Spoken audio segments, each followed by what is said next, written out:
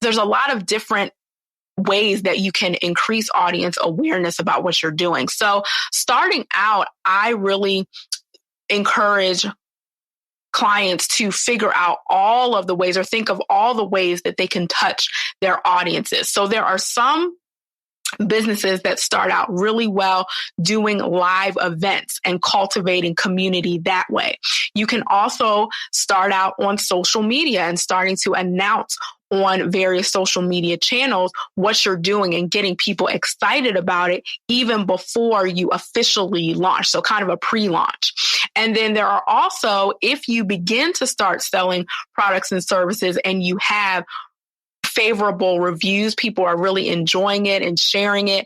And as your social media channels, your website, and all of that starts to grow, you can actually start to pitch media even in advance of your official business launch, so that by the time you have your official launch, you already have some articles that are already out there, because those journalists are anticipating your product or your service coming out into the market for the first time. You're listening to the Black to Business podcast, an educational podcast providing Black entrepreneurs with the tools and resources to start and grow their businesses. We chat with vetted Black entrepreneurs, thought leaders, and business owners as they provide tips and resources to help take your business to the next level. I'm your host, Monique T. Marshall.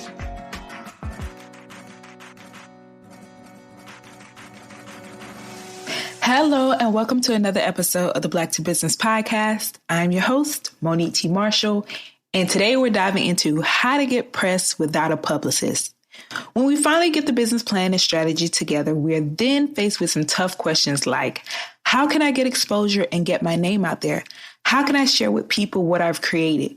Because let's be honest, in the current age of technology and digital media, it is important that we get the right publicity for our businesses and brands. Image matters, and how we sell ourselves helps create and set the tone for our businesses. Because people will not buy from you if they don't know you, like you, or trust you. So proper exposure matters. But we get it that you're likely dealing with a small budget and thinking about hiring a PR firm or a publicist and just taking on another expense. It seems daunting. And that's the premise of today's topic. We give you the blueprint to understanding just what PR is, why getting press and media attention is good for your business, and how you can do it yourself. Today, our guest breaks down how to formulate your PR strategy, get ready for a pitch, and planning that all-around press release and getting it just near perfect. Joining me today for this discussion is Samantha McCoy, PR expert, renowned entrepreneur, public speaker, and media whisperer. Class is in session. Let's get into it.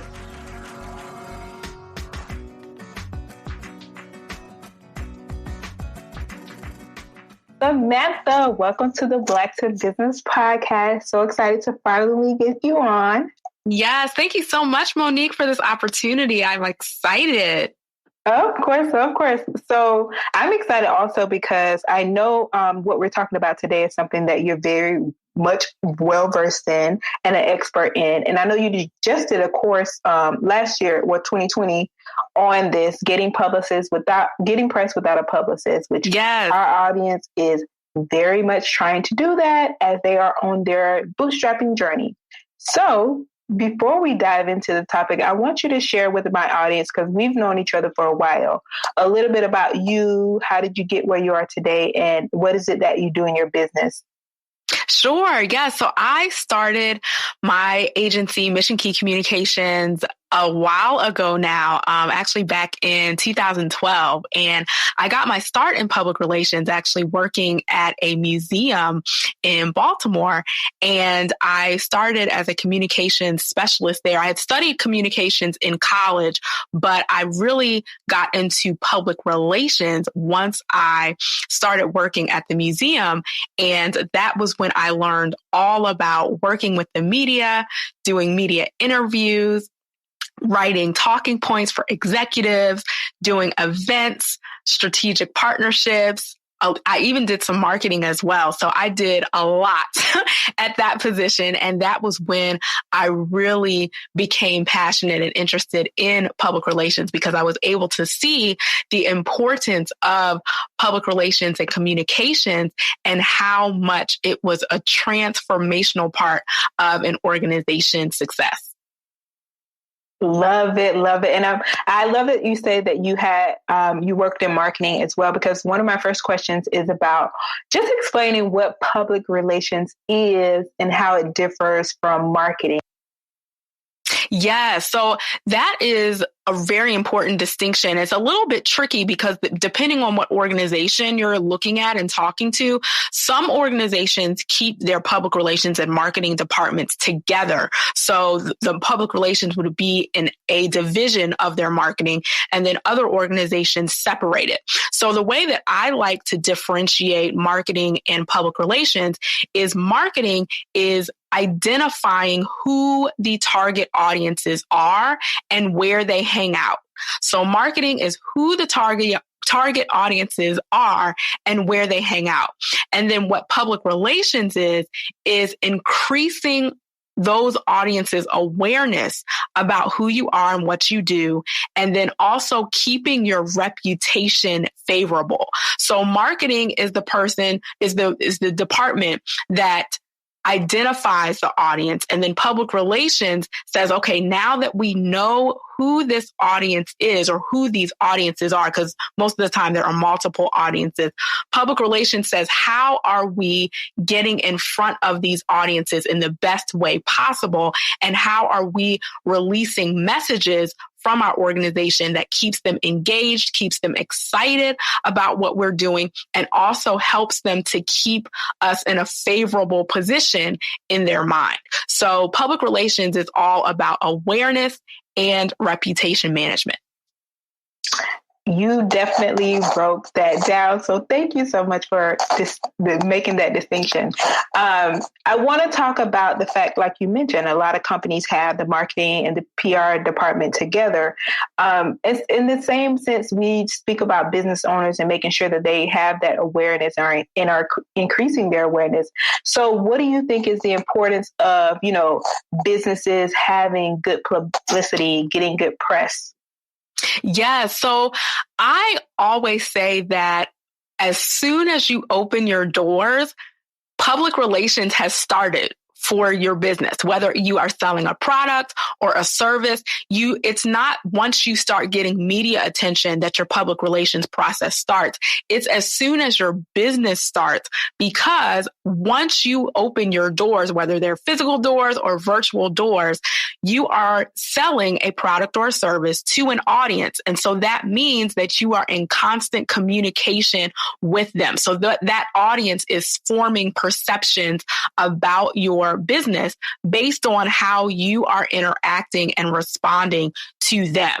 And so the importance of public relations is that it really is something that grows as your business grows, if that makes sense. So even at the beginning, if you don't work with an agency right away, you still should have a public relations plan of some sort that ties into your business plan, and it will help you to meet your business goals and objectives. So the advantage of having public relations and thinking about it in the beginning is that you're always keeping awareness and reputation management at the forefront of your mind.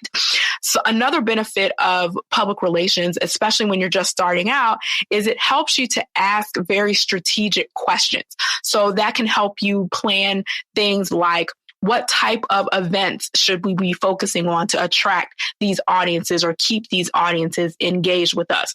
Or it can also help with decisions like, what type of crises might we encounter as an organization, and what questions can we start anticipating might happen so that we can put some crisis management plans in place so that we don't wait until a crisis happens before we have to scramble and put a plan together then. So there are so many different facets of how public relations is critical to an organization. And media is just one piece of it. It's an important piece, but it's not the only piece. It's any way that you are touching your audiences and going back to those two things, awareness and reputation management. So you always want to be thinking about public relations, even as you're starting out in business.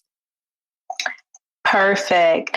And Samantha, today is all about getting press without a publicist. And as you mentioned, getting public relations press you should do it as soon as your doors open. So a lot of our audience are bootstrapping or they're doing a lot of things themselves.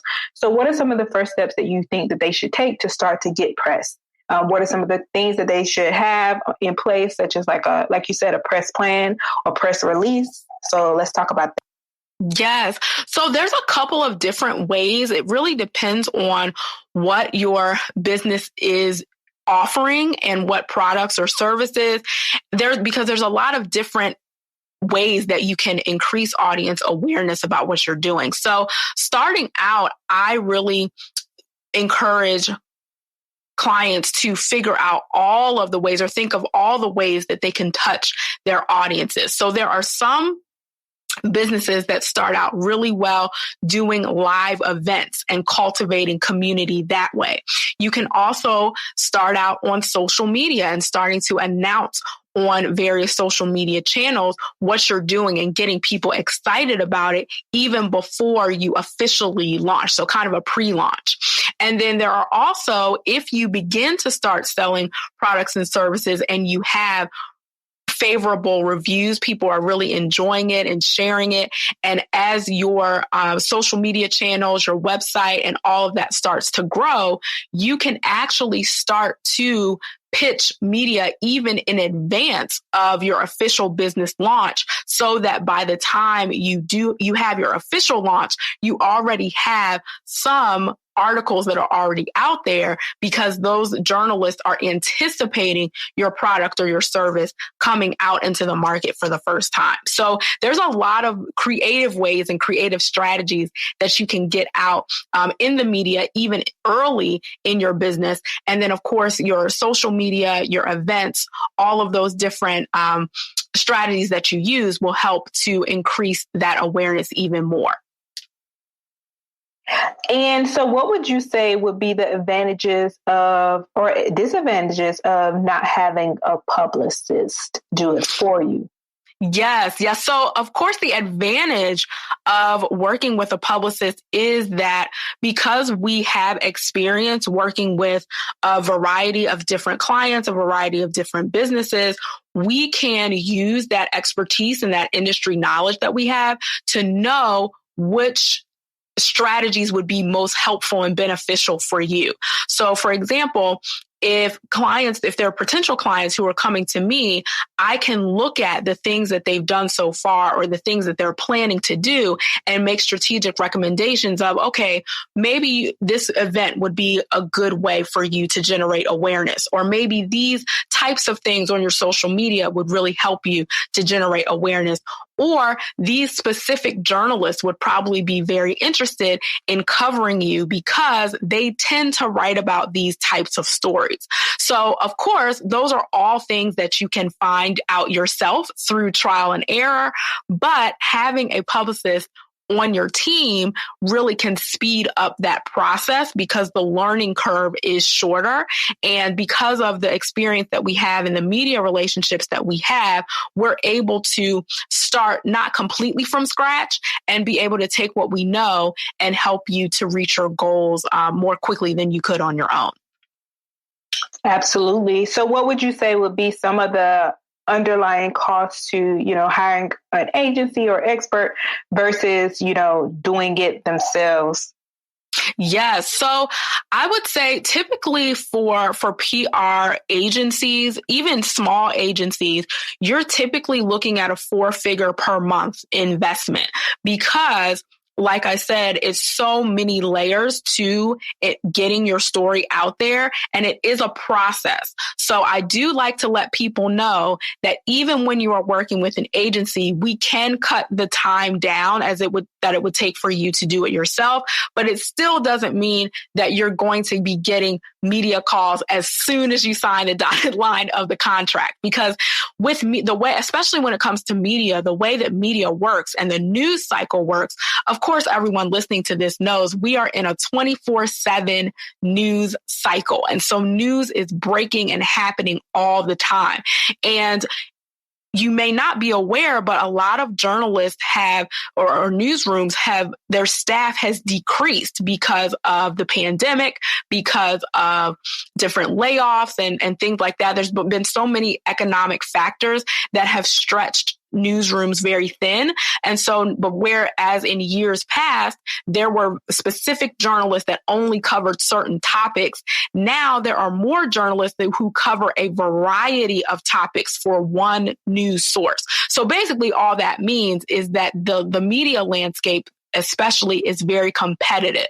So landing a placement in the news, it takes a lot of strategy, it takes intentionality, and a lot of it is timing.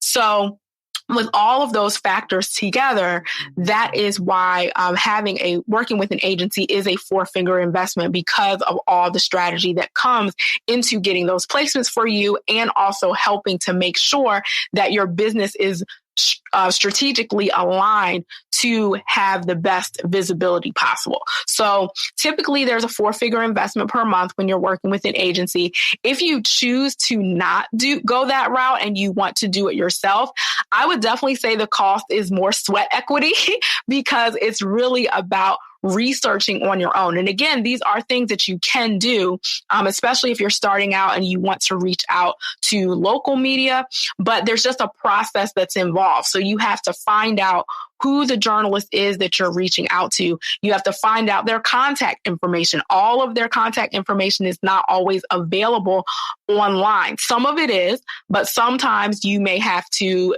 come up with some other creative ways to get that exact email that they will actually open and read. So just going through that whole process, getting to know the journalist, building a relationship with them, reading their work, commenting on what they're doing, all of these different things help you to introduce yourself to the media. And so it definitely takes, if you're doing it yourself, I would say a little bit longer to get familiar with that process. And then also, once you have the contact information, you need to know the appropriate way to contact the journalist so that they will be interested in your story and they won't just delete your email and keep going to the next person. And you know what? So I want to take a step back before I ask another question about, preparing for the journalist and things like that, is about, you mentioned, as soon as your doors open, being prepared, that's press right there, just being able to, get that press. But I want to talk about some people who are in their business and the importance of being ready for that type of press that you're going to receive. So that may mean more demands on your business and things like that. So do you have any advice for people when they should or shouldn't be looking to get press? Yes. And I'm glad you brought that up because I want to clarify so people aren't confused. So what I meant when I said that public relations starts when your doors open, I was talking about communicating with your audience, like you're doing that from the beginning. So you always want to keep that in mind. Now, media coverage, you may choose to wait a little while until you are more established in your business before you actually actively seek media coverage. So there's a couple different approaches. Some people who have a lot of momentum already going before they officially launch, sometimes those businesses will reach out to journalists in advance. And then when they launch, they'll already have some stories that are out about them. But especially for solopreneurs and new business owners, you may choose a slightly slower approach towards media so that you can, like you said, get comfortable and get familiar with the process. Because what you don't want to do is get really aggressive about getting your business out in the media. And maybe you don't have enough products yet, or maybe you don't have enough capacity. Maybe you don't have a large enough team yet to serve a large audience. And so you definitely don't want to be too premature with being in the spotlight in too many places pieces at once, and then your business gets overwhelmed. So there's definitely a process to be able to do that. So if you want to take a slightly slower approach, I would definitely recommend doing more organic things like getting your audience excited, whether that's through social media, your website, email marketing, live events, different things like that. Those are ways that you can generate buzz even before the media comes. And then you can also build your team during that time. And then by the time the media is interested, you will be prepared, because you definitely don't want to put yourself out there prematurely. Yes, thank you for clarifying. And I so agree, because I've had a couple of guests speak about that. You know, when you get in that press, be prepared for it, because you don't want the bad that comes after that if you're not prepared for it. Yes. They did not get my order right. Right. People will let you know. Yes. Go comment in like a newsroom and say, yeah, I just want to tell you about this business. Yes. I think you don't have reviews on your page. But so you mentioned, you know, it's about 4,000 or, you know, the 4 figures per month for someone if they want to get a publicist to do it for them. So someone's listening and they're like, okay, maybe I want to wait until I can hire it out. So what are some of the things that you think that they should have in place in terms of like a PR strategy? And then, so what comes first? Is it the PR strategy and then the press release, then the pitch? Like, what comes first? No, that's a great question. And one, I would definitely say, if you're not ready yet to make the monthly 4-figure investment, you can definitely, when you're researching agencies, see if they offer a consulting option. So like our agency, we offer a consulting option where we will actually go through your plan. We will go through what your business goals are and create a plan for you that your team can go and implement. So even if you decide not to retain us every month, we can do that. And there are several agencies who do offer that as an option. And there also may be freelance publicists who are able to and willing to consult with you and give you a plan that your team can execute. So that's another option. But as far as you were saying about the order, is definitely the strategy first. The strategy always comes first, because that should be connected to your business goals. So if you say we want to increase, a certain number of customers, for example, that's one of your business goals. Then once your marketing team says, okay, well, what type of customer do you want to increase? Are you talking about millennials? Are you talking about Gen Z? Are you talking about Gen X? Kind of getting those demographics, psychographics, all those types of things. Then the public relations team says, okay, how can public relations integrate into that business goal? And then you'll make that goal, and I'm just using one goal to simplify it, but you'll make that one goal part of your public relations plan for the next 6 months or for the next year. And so then you will look and see, okay, what events will attract this type of audience? What type of messaging and language will attract this type of audience? And how can we engage with them? And then you'll also be looking at which media outlets does this audience tend to read and watch and listen to. So now, since we have all of that strategy, now we know, okay, we're not just going to go after every media outlet possible. We're going to strategically pick these 10, these 20, these 30 media outlets to go after, because we know that they're going to integrate into our goals. So once you identify the media outlets that you want to pitch, then that is when you do the pitch. So a lot of times you can reach out to a journalist without having a press release already done and ready to go. And the reason that I say that people might be like, what? I didn't think you could do that. The reason that I say that is because no journalist wants to just get an email with this long press release that they didn't even ask for, right? Most of the time, that will just get your email deleted in the trash. So what I recommend, especially for people who are reaching out to journalists on their own, is to do what's called a pitch. And the pitch is a very short 1 or 2 paragraphs about what your news is and asking the journalist if they're interested in the story. So once you do that and the journalist responds back, that's when you can submit a press release with more information. And sometimes if the journalist knows that you are not an agency, like if you're just a business owner or if it's just someone on your team, they may ask you for some bullet points that you can send them, even without doing a full press release. So you don't always necessarily need the press release when you're reaching out, but it is nice to have just because it makes the journalist job so much easier. But if you're starting out and you just send that pitch, you may be able to land some placements even without that. So I would say the pitch is number one. You want to make sure that you have that tight. And there is a strategy even for doing that. And then the third piece, I guess the third in the ranking of importance is the press release. So if you do decide to use the press release, you definitely want to make sure that it's structured correctly and appropriately so that it makes the journalist's job easier and not harder. Love that. And you mentioned, with the pitch to share your news. Now, what do you mean when you say news? Yes, great question. So when you are reaching out to media, you have to kind of put yourself in that media and in that journalist shoes. So the media's job is not to promote your business. They are trying to add value and give value to their audience. So before you even reach out to a journalist, just start looking at the news stories that they write. Look at the headlines, look at the subheadings, look at how they are crafting the story and the things that even catch your attention. And think about, okay, if this journalist was going to write a story about us, what would be the attention grabber? What would be the hook that would help make this story interesting? So I like to use this example a lot, is a lot of times people want to get media for their books, right? For a lot of authors want to get media attention for their books. If the media just releases a story on every single book that came out, I mean, that's endless, right?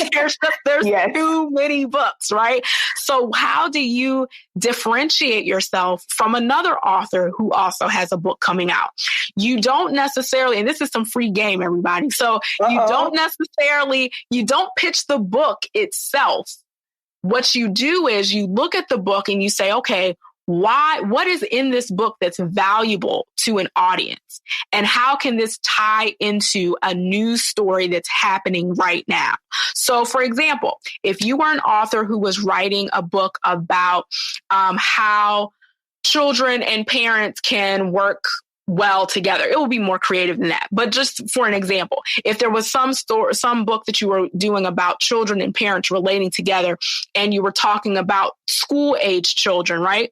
That's something that you could pitch during the beginning of the school year. And you wouldn't necessarily pitch the book itself, but you would pitch yourself as an expert who can speak to ways that parents and children can work together, even when they're working from home or even when they're working virtually, and position yourself as an expert with bullet points and things, research, stats, things that you have studied and researched that would help parents and children to work together. And so you pitch yourself that way. And then as an last bullet point, you can say, and I have a book XYZ that talks about this. It's coming out here. But the book is not the selling point. Your expertise is the selling point. Yes. And I just forgot to mention this. That was so thorough. And thank you for sharing that. You broke it down for us. I actually did a session with Samantha, and she is so thorough in this session. So, this is just a little treat here. Thank you. Yeah. And I remember one of the things that you mentioned to me was, making sure that you have those pitch topics that you could talk about. So different topics that you're able to speak on, and just diving deep within yourself to figure out what those things are. So, yeah. Yes, definitely. Yeah, it's always best to look at yourself as a resource and not just saying, well, my business is opening or my book is launching. Like those types of things are exciting for you. But in order for it to be exciting for the media, they have to say, okay, why do people need to know about this? And why do people need to know about this right now?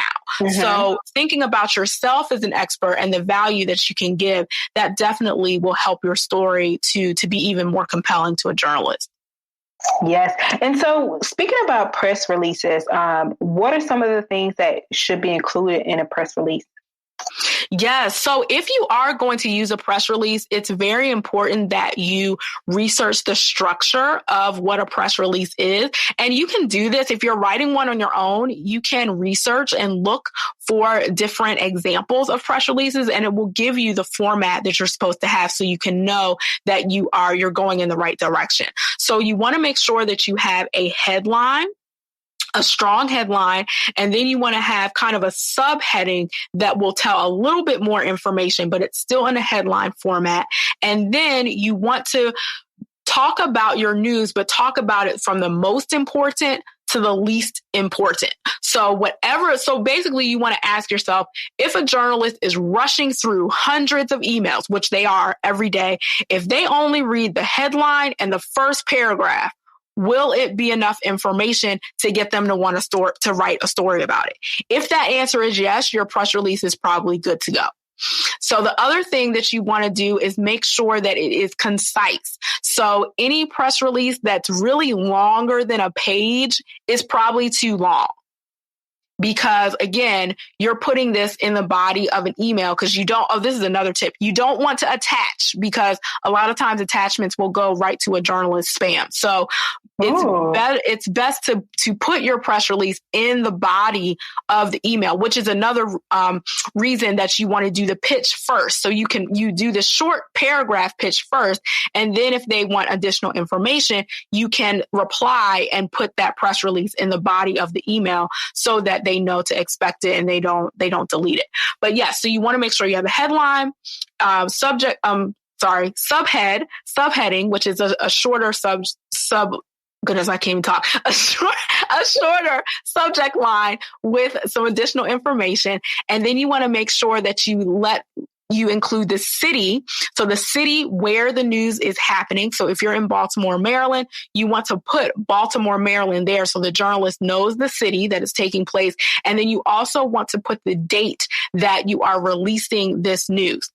So you want to make sure that they have that information. So as much information in the first paragraph that you can put that's relevant, you want to put as much of that relevant information there. And then I would say probably no longer than a page for the release. And then if they need additional information, they'll reach out to you. But typically you want to create it so that all of the details that they need would be in that release. So I hope that makes sense. I got kind of excited talking about it. Yeah, that makes perfect sense. I definitely didn't know that about the body, putting that in the body and the attachments. So definitely free game there.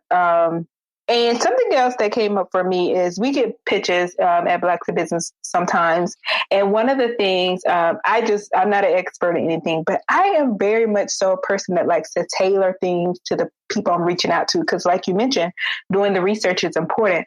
Now, when is it important to tailor your message versus send out like a general message? Because I personally like when I get something that's like, hey, Black to Business, or hey, Monique, I'm really glad. Yeah. So, yeah. Yes. No, that's a great point. And that's definitely important. Journalists are the same way. No, because remember, you have to think about it. Media outlets are a business. They're all individual businesses and they are competing with each other. So every media outlet likes to think that they are the only outlet that knows what news is happening. I mean, obviously they know that's not true, but they like to feel that they are getting exclusive access to your story. So as much personalization as you can that is key to really helping to get your story out there. So just some other tips for you as you're researching journalists, read their bio. Some of them, especially online, will have their bio either on their Twitter bio, or it may be in the media outlet where they're covering stories. And it may say, oh, well, this individual went to Morgan State University, or this individual likes this particular sports team, or there might be certain things where you might be able to make a connection because you have read their bio, you've looked at their stories. And so, of course, don't, be overly fluffy, because they can also tell that too. But if there are some strategic ways that you can make genuine connections with them, that definitely helps, because they understand that you have researched and they don't feel like you're just sending this mass message. So in public relations, we call it the spray and pray approach. So basically, you take the same message, you put 200 journalist emails, you BCC it because you think they're not going to, they're like, oh, we could just put them all in there. And you just put the same message out to everybody. They can tell when that happens. And I had to learn that the hard way because I did try that approach at one point when I was first starting out, and quickly learned that that was not the best way to do it. So as much as you can, definitely you want to do those personalized approaches. Yeah, I've seen quite a bit spray and praise in my inbox. And I'm like, oh my God, they paying these people to do this. Yeah. And I'm just like, oh my God. But yeah, so I guess now I know it's a beginner. So yes. Well, hopefully they're a beginner. Yeah, I've seen it quite a bit, I'll say. But thank you for that. Don't be a spray and pray. So I want to talk about, so Samantha, you've given us these tips to, we've gotten our pitch, we've gotten our press release, we have our strategy in place, and now we're ready to put in some sweat equity. And how are we going to find these journalists so that we can start pitching to them? Yes, great question. So one way to find journalists is on LinkedIn. And that is a strategy that we still use as an agency. We actually do a lot of research to find out what the journalist names are. So we may go to a particular news outlet and look and see, for example, who are the journalists who write about business, or who are the journalists who cover history and culture or lifestyle types of events. So we'll look in those sections, and then we'll go to LinkedIn and see if that journalist is on LinkedIn.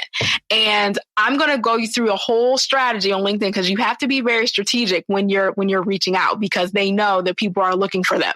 But what you do is you can submit a request, but when you submit a request to connect with them, put a little blurb in the notes. So I think there's a way that you can add, if you're on your desktop, you can add a note and say, hi, I'm so-and-so. I have a great story for you. Are you currently accepting story pitches?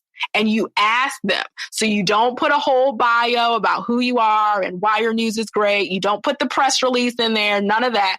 You're just making an introduction. And you can do that on LinkedIn. You can also do that on Instagram. If you have their DM, you can message them and just ask if they're accepting pitches. And also, look at their social media bio, because a lot of times they will let you know how they like to be pitched. So some people, Twitter is another great platform to find journalists. So some of them will have their email in their bio, especially in their Twitter bio or their LinkedIn bio, they will have it in there. Some people, especially if it's on Instagram, some of them will say, do not send pitches here. So you definitely want to make sure because you think about it, people, they are people, and they also have personal lives outside of what they do. So depending on the journalist, some of them like to use their social media for work, but others of them are like, no, this is just my personal page where I have fun. Don't pitch me here. Another thing that I would say is if you Google a journalist name, a lot of times they will have personal websites where they talk about their work and they feature their work and the articles that they've done. Make sure you read to see if they want to be pitched about a certain outlet there, because a lot of times those journalists, they may also freelance for other sites. They may, be doing some additional talent on the side, and they may use their website for business transactions and business inquiries. So you don't want to find a New York Times journalist's personal website and, send them a message and say, oh, can you write about this story from New York Times? That's probably not the purpose of their website. So you definitely just want to, as you're finding these journalists, you can find a lot of their information online, but you want to make sure before you get super excited that you're reading as much as you can and make sure that you're looking for any instructions that they're giving you about what to do, what they like, what they don't like. And that is a way that you can make sure you're reaching out to them in the right way. Yeah. So what about the follow-up process then? How many times should you follow up? When should you give up? Yes. And that is one thing that does make public relations so challenging because, like we said earlier, you're competing with so many other businesses and brands and stories. And if something happens, like right now, what's going on in the world we have Afghanistan happening, the takeover happening. We have the Haiti earthquake happening. I mean, there's just so many things that are just exploding. And so actually in our, and this is a tangent a little bit, but even in my PR industry groups, Facebook groups and communities that I'm part of, they've sent a lot of things that said, hey, everybody, there's so much happening this week. Really be strategic about your pitches. If you don't have to pitch right now, just hold off and wait until next week because the journalists are just overwhelmed. So you definitely want to be aware of just even what's happening in the world when you're sending your pitches, especially if you're building brand new relationships. You may want to wait till things calm down a little bit before you actually go with those pitches. But as far as follow up, I would say send the initial pitch and then wait about a week to follow up.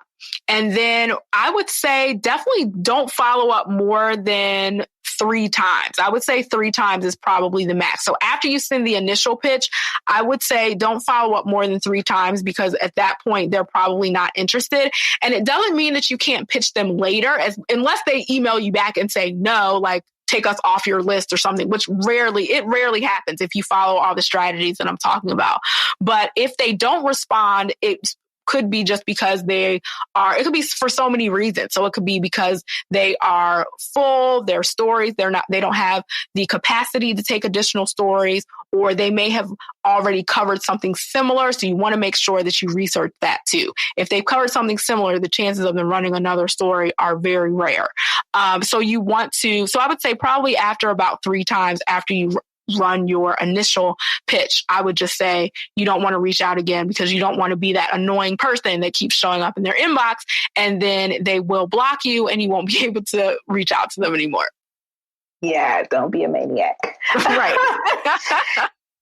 So one of the things you mentioned earlier, and I think was great, is like the time to pitch, which I was going to ask you about. Now, should someone be pitching all the time or when they have something going on, or like when should people start to, look for, I guess, opportunities to get press?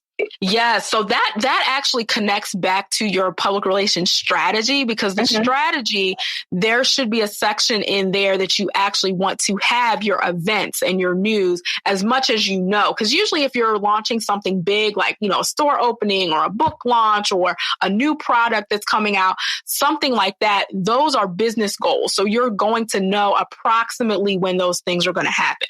So you definitely want to make sure that you have what we're calling a newsworthy story.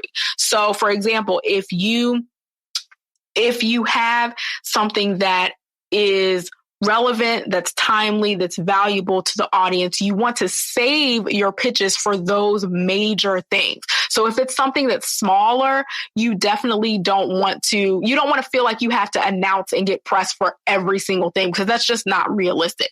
So you want to kind of save those big moments in your organization and have those be the ones that you are proactively pitching to. And then the other strategies, that's where your other public relations strategies come in. So that if you're not necessarily getting a media story for something happening, you can still promote it through your social media, your website, live events, different things like that. So you want to make sure that you are not just relying 100% on media to get your news out because that alone is not a sufficient strategy by itself.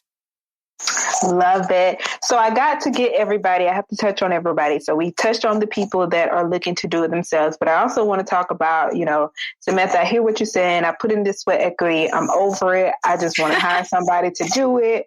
And I'm looking around, I'm shopping around for someone. Now, how do you determine the type of agency you want to work with, getting a feel for their work, what kind of questions you should be asking them to know if they're a good fit for your business?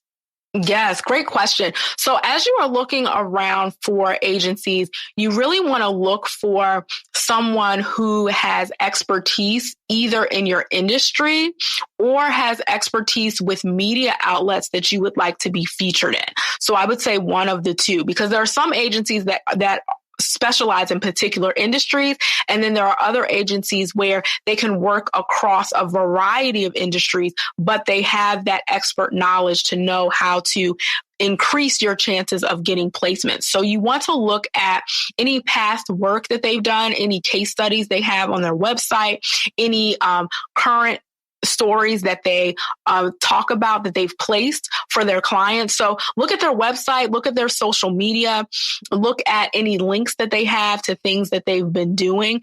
And that will give you an idea of if it would be a good fit for you. And also look at the types of the types of businesses and clients that they're working with and see if you can see yourself in with that agency that works with those types of people. So you'll probably get more of a feel as you start to research, and you'll say, okay, this person, this agency tends to work with other small business owners. So I think that they would be able to understand me as a small business, as opposed to if you are in a large corporation and you wanted to work with an agency that only works with a lot of large corporations, but maybe they don't understand small businesses, that may not be the agency for you. So you really want to look and see kind of where you can identify, where you can see yourself.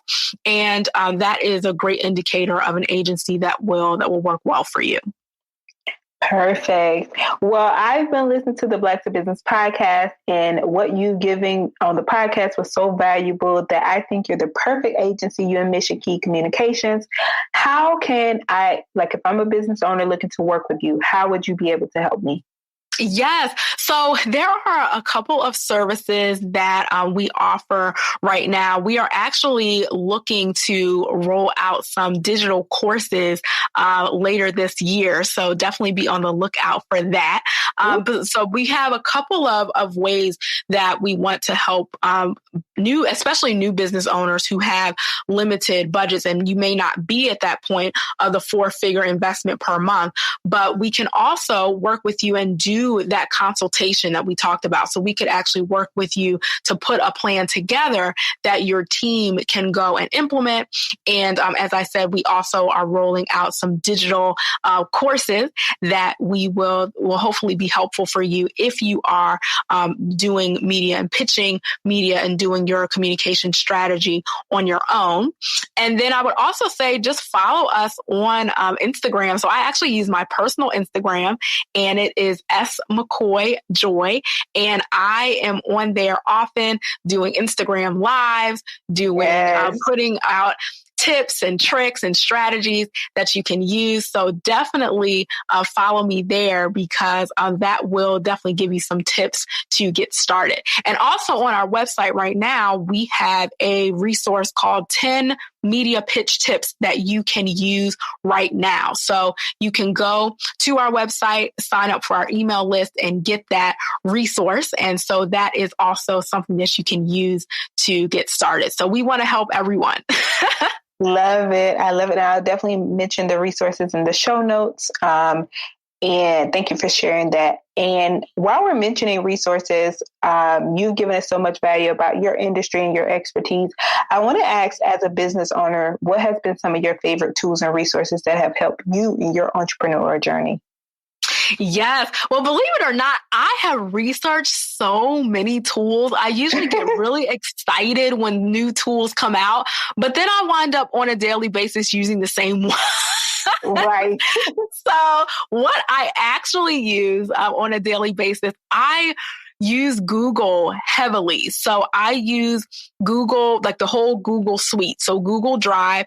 And recently I actually invested in Google Workspace because it allows me to create multiple email addresses. So emails for me, emails for my team members, and we can house our client portals and all of the documents that we have internally for our team. We keep all of that into Google. So on a daily basis, I'm usually using Google Workspace and either Keep Notes, which is Google's digital notes application, or I will use Evernote because I'm always jotting notes and jotting strategies and different things like that.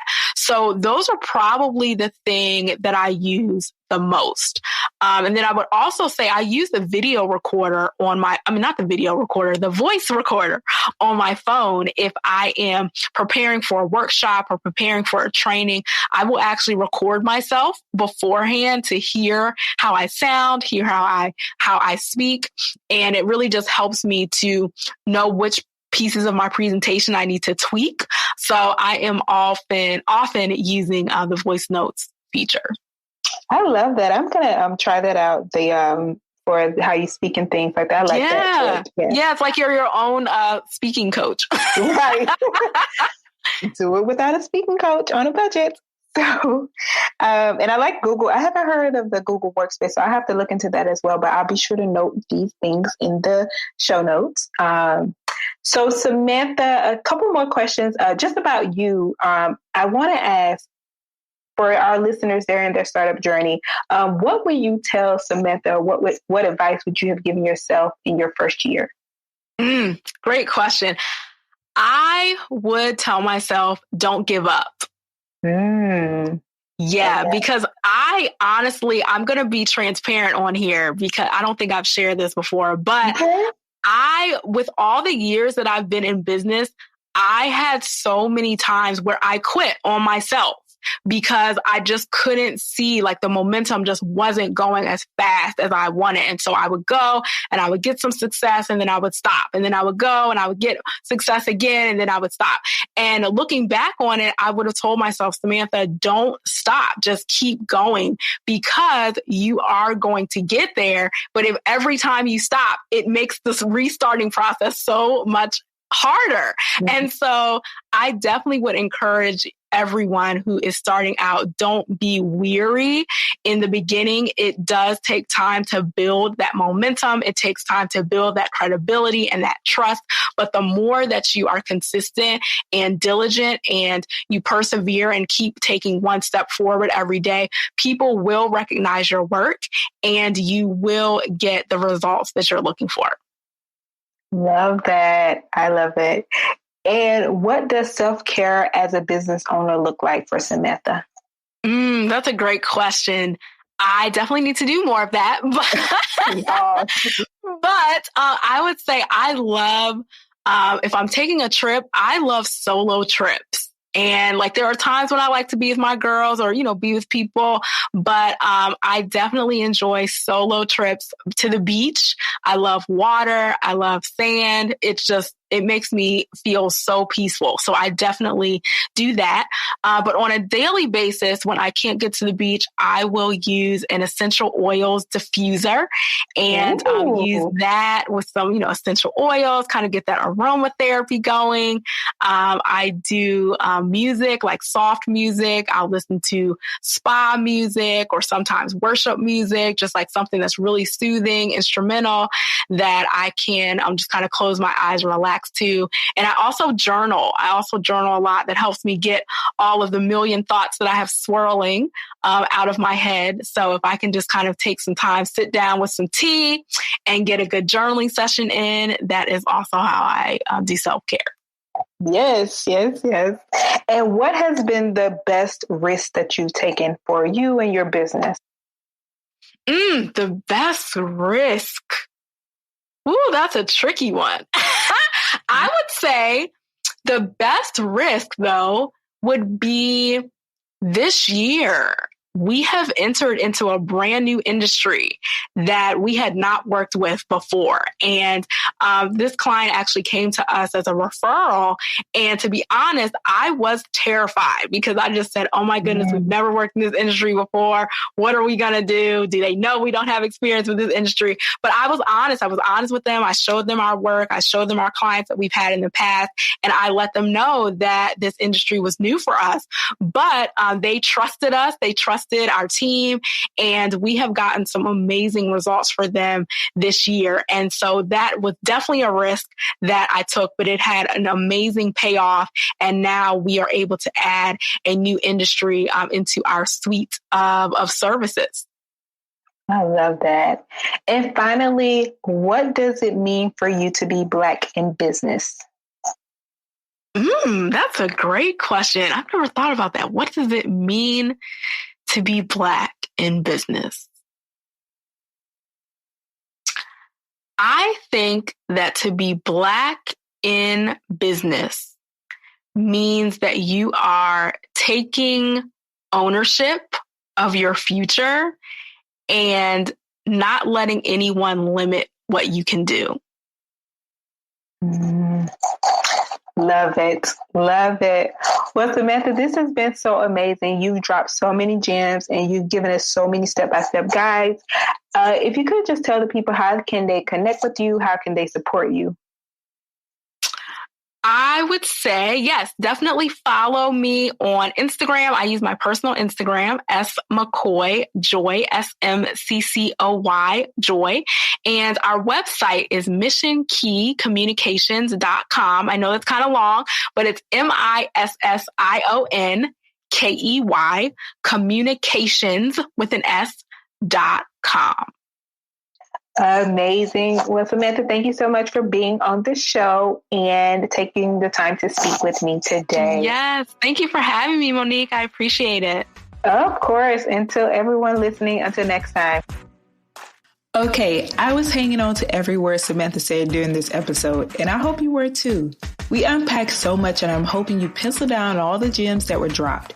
Samantha really gave us more than the blueprint to press and media. She basically handed us the entire building. What stood out for me throughout the conversation are the 3 key things to understanding the process: the importance of weaving your PR strategy into your business goals, how to get ready for a pitch, the smart and creative way of finding the right journalists and media outlets, and the step-by-step guide into getting ready for that press release. Whether you do it alone or you hire an expert, getting your brand out there is an important thing that you have to do, and you have to be meticulous about the process. As Samantha points out, you may not get it right from the get-go, but you will eventually get to the right spot. Continue to find the creative ways to get your brand out there. The small ideas will get you far. Thank you so much for listening, and be sure to check out blacktobusiness.com/62 for complete show notes and resources mentioned during this episode.